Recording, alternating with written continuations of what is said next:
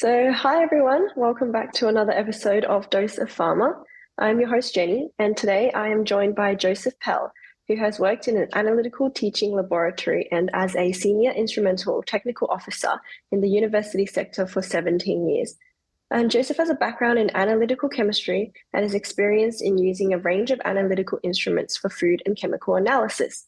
He is also highly trained in method development and troubleshooting for such instruments, and has quite extensive knowledge in his field of work. So without spoiling too much, I'll let Joseph introduce himself to everyone and tell you a little more about his passions for analytical instruments. Hi everyone. Yes, my name is Joseph, and I work in the HMSTrust Laboratory at Monash University in Parkville. My passion is understanding how instruments function and how internal components are designed to work. So, for example, how the mass spectrometer is able to detect ions within a mass range for drug delivery and other related fields of science.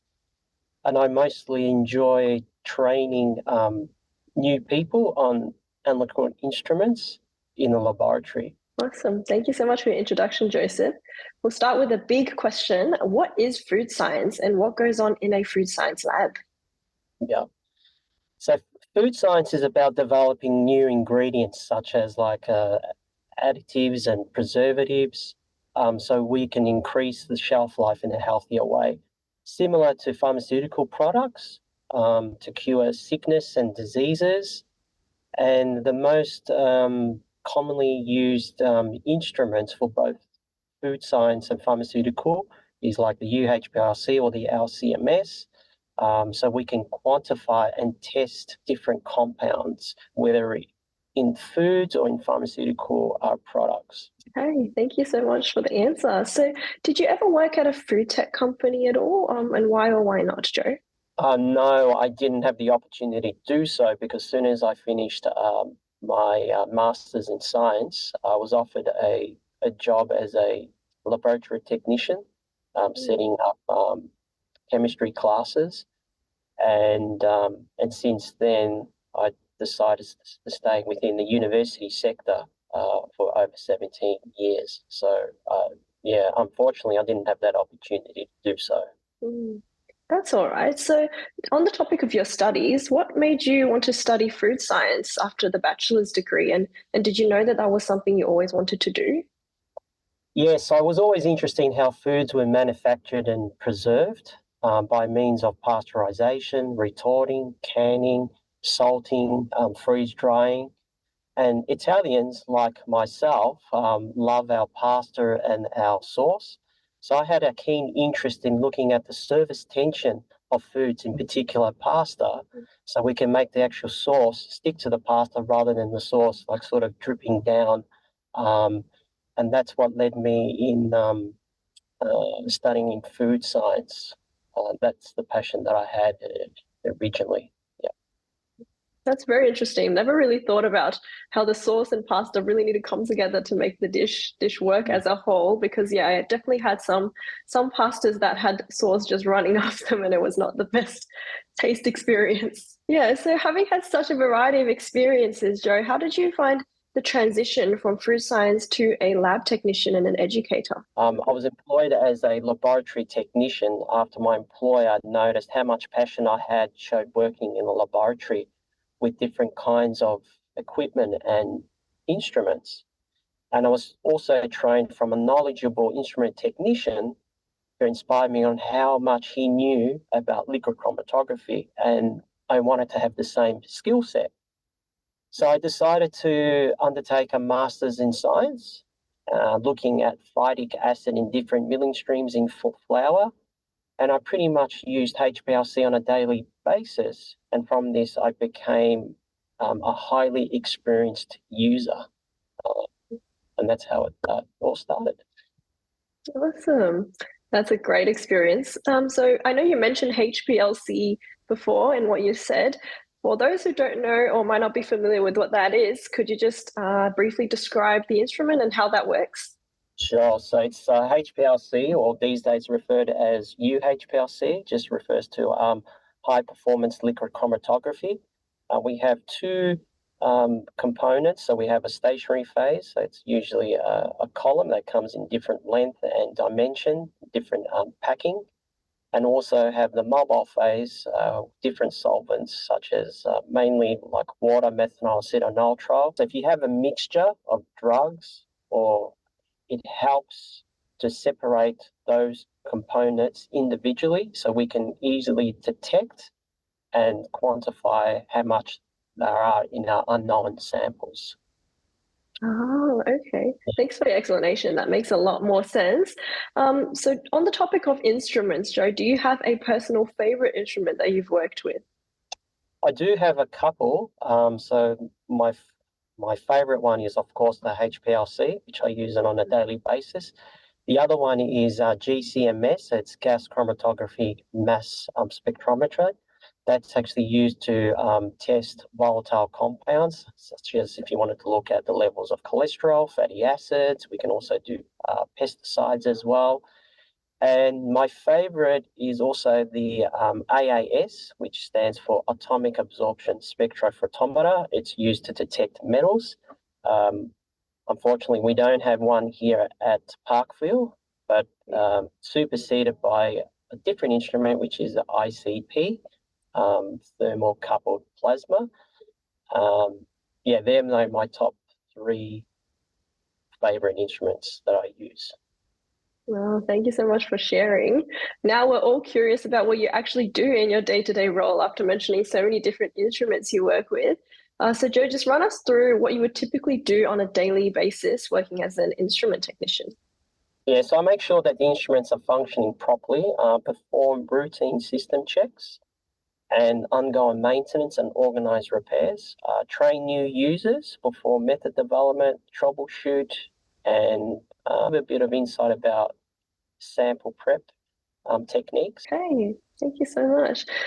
What are the timelines in terms of using these instruments? For example, the HPLC, like you said before, how long does it take for the whole process to work to run a sample? Yeah, so usually it takes me about 2 to 3 hours to train a new user. Once they start using the instrument, they become familiar within about 2 sessions. And I'm always there in the background to assist them if they ever get stuck or if they require any assistance. So it depends on the nature of the compound, and the amount of samples they want to analyze. But pretty much you can do it within a couple of hours. You're able to achieve the results that you're looking for within a couple of hours, depending that you have a working method. That's definitely very important. Any chance you could give us a little crash course on how you would teach someone to use these instruments or how they're used to analyze chemicals? I say the way I train people is I show each component of the instrument and explain to them how each component works individually. But I also provide them some sort of reading material, and I also draw a lot of pictures so they can understand how the instrument, inside the instrument, how it works. And a lot of people enjoy when I train them on the LCMS because I use batteries, bottle caps, and pens to illustrate how the actual ions are detected in the mass spectrometer. So when I show that, they go, "Oh yeah, that makes sense. Now I understand what I'm meant to do and how ions or compounds are detected in the mass spectrometer." So that's what they enjoy the most. So I try to make it as an very interactive way so they can go away and understand how the actual instrument works, not just me talking for hours and hours. And Yeah, you're right, Joe. Definitely. Sometimes I feel like just reading a manual or just listening to someone explain things to me never makes as much sense as if I'm getting a visual picture and actually shown how everything works. So I'm sure that the people you train really enjoy that aspect of your teaching as well. Personally, what are your favorite things about your role and what do you enjoy the most? yeah, so I enjoy training people and meeting new lab users, teaching users how to use chromatography software and how to process data. But the most part is when I resolve people's issues when a problem arises, such as like low sensitivity, how to process data, how to run samples, and perform method development. And I get a satisfaction when I'm able to resolve their issue, knowing that they can continue with their project and having the confidence they're getting good data in the end. That's what I mostly enjoy about. That's great. Thank you, Joe. As you mentioned before, issues do arise, and inevitably as well when you're using instruments for analysis. So how do you go about assisting scientists troubleshoot? What kind of approaches would you use? I look at the method and troubleshoot by taking backward steps and ask the user lots of questions and get them to try different techniques. Like, say, for example, if we're looking at liquid chromatography, I ask them to change columns or the solvents or prepare different sample prep and see whether that works better in the end. So to be able to help others troubleshoot, you have obviously had to develop your own set of problem-solving skills. So how did you yourself learn to troubleshoot and develop these skills, Joe? Yes, I mainly taught myself through common problems that users experienced over the years, and most importantly by keeping notes. And sometimes problems are necessary so we can learn how to resolve them. And to develop solving problem skills is to ask lots of questions and really know what's happening in the background. And when the same or similar problem arises, I'm ready to troubleshoot in a timely manner. Okay, thank you for sharing. So Joe, through your many years of work and experience, have you seen any changes and developments in technology? And could you let us know some new instruments or new methods that you've seen along the way as well? Yeah, so over the years, mass spectrometers are becoming smaller in footprint. They have faster scanning speeds. Within the selected mass range, faster data processing speeds, and there's also more software diagnostic tools to help end users to troubleshoot. They're the major changes that I've seen. Mass spectrometers used to be so large, like the size of a room, and now over the years they're becoming smaller and smaller and more powerful today. And my favorite now is how we can remotely log in from home or from the office to operate these instruments. Yeah. Oh, how nice and convenient is that?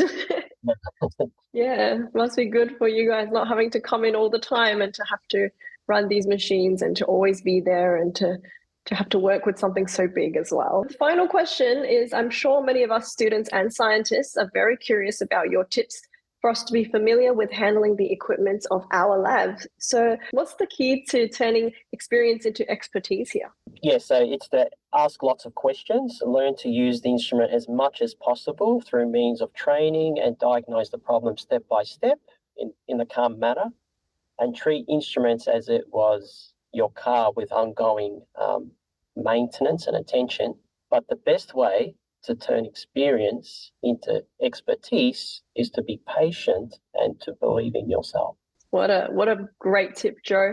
I'm sure many of us can work with that and to eventually become familiar with what we're doing, and to gain confidence as well in everything that we get to perform.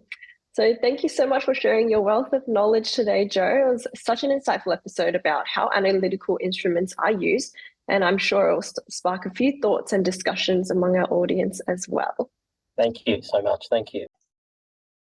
Dose of Pharma acknowledges the traditional custodians of the various lands throughout Australia on which we connect today, and pays respect to elders past, present, and future.